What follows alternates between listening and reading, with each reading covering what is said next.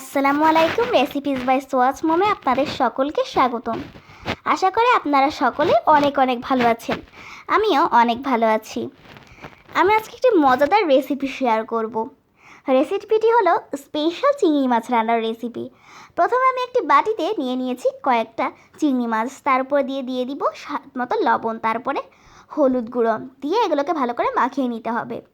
আমি এরকম ভালো করে মাখিয়ে নিয়েছি। তারপরে আমি আগে থেকেই প্যানে তেল গরম করে রেখেছিলাম। তারপরে সেই মাখিয়ে রাখা চিংড়ি মাছগুলোকে দিয়ে দেব। এবার চিংড়ি মাছগুলোকে উল্টে পাল্টে সব পাশ ভেজে নিতে হবে। একদম লাল করে আমি চিংড়ি মাছগুলো ভেজে নিয়েছি।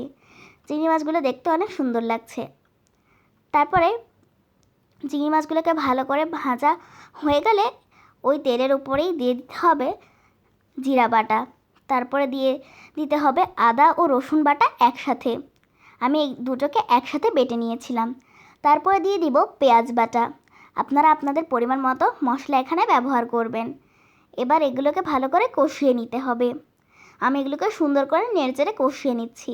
তারপরে দিয়ে দিব স্বাদ মতো লবণ। আপনারা আপনাদের পরিমাণ মতো লবণ ব্যবহার করবেন। আমি এখানে আমার পরিমাণ মতো লবণ ব্যবহার করেছি। তারপর দিয়ে দিব হলুদ গুঁড়ো, দিয়ে ভালো করে এগুলোকে নেড়েচেড়ে মিশিয়ে কষিয়ে নিতে হবে। তারপরে দিয়ে দিব আগে থেকে ভেজে রাখা চিংড়ি মাছগুলোকে।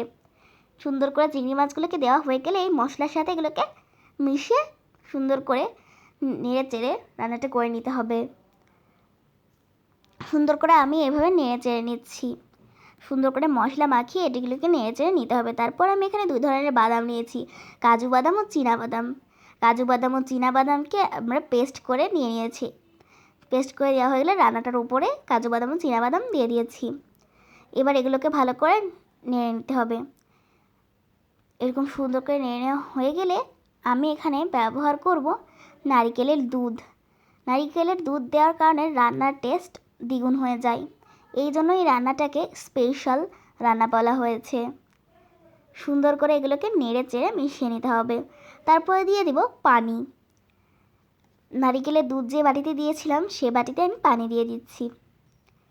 দিয়ে দেওয়া হয়ে গেলে কিছুক্ষণ ঢাকনা দিয়ে ঢেকে রাখতে হবে। তারপরে কিছুক্ষণ পরে তুলে এটাকে নেড়ে চেড়ে নিতে হবে। রান্না প্রায় শেষ। তারপরে দিয়ে দিতে হবে অল্প কিছু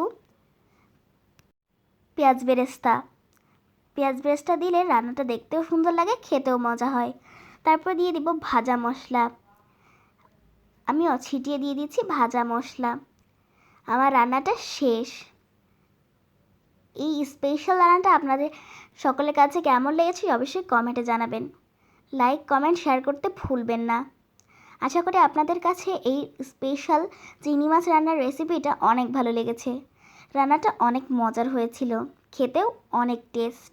আপনারা একবার বাসায় এভাবে তৈরি করে দেখতে পারেন। যদি ভিডিওটি ভালো লেগে থাকে তাহলে লাইক কমেন্ট শেয়ার করতে ভুলবেন না।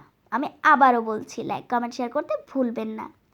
এই রান্নাটি আপনারা আমার ইউটিউব চ্যানেল রেসিপিস বাই সোয়াজ মোমেও পাবেন। আসসালামু আলাইকুম। সবাই ভালো থাকবেন। Tata and take care.